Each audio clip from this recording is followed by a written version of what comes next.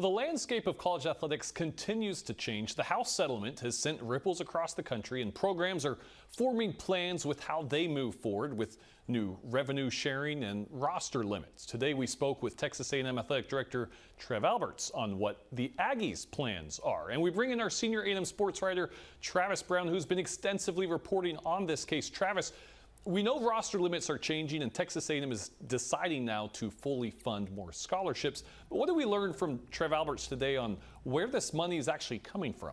Yeah, everywhere, and they're continuing to look for even more places under the sofa cushions and everywhere else. I think that mostly you can look at places like a reduction in staff that Trev Alberts put in when he first got here that saved about $2.8 million. In the next 4 years, a reduction in athletes because of some of these roster limits will save about $1 million.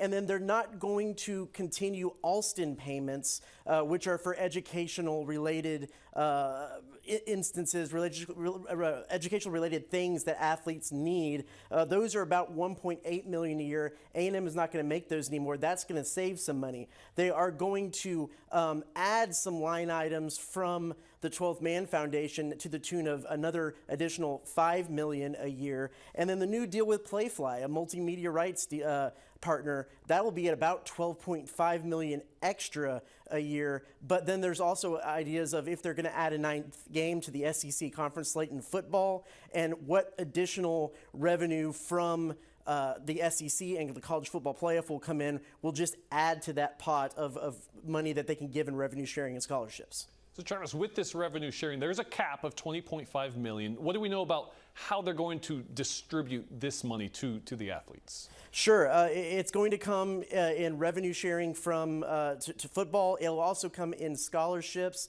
There's a $20.5 million cap that includes revenue share, scholarships, and NIL deals with the university. The SEC is mandated $2.5 million raise in scholarships. That counts towards the $20.5 million cap. So it'll be $18 million that A&M can actually just give to the athletes as revenue sharing and deals with the university. Also, the NCAA has $2 million each year that went to universities that they won't distribute anymore. That'll go to back pay to former athletes. Now, as part of roster limits, schools have designated athletes that, they can have athletes above the roster limits right now until they're out of eligibility. So does Texas A&M plan on keeping these designated athletes? Yes, they are. As of right now, they have about 79 of those athletes. That'll change. That can go up or down. They have till July 6th to put in those designated athletes lists, but those athletes won't count towards the roster limits, but they cannot also get scholarships either. And so it will be interesting to see how A&M uses those athletes, and uses those athletes maybe to save money by not bringing them back. All right, thank you, Travis. Now, Alberts did sum up how he feels Texas A&M is at the forefront of all of this, and while they look to leverage their resources, he described it as threading the needle between tradition and modernization. This is our time. If we have the courage to make tough decisions and act and modernize in some of those areas that we talked about earlier, I think Texas A&M can separate and do things we've never done here before. That's why we're all here. You have an opportunity at Texas A&M to do things that most people can't do because of scale, because of resources, and other things.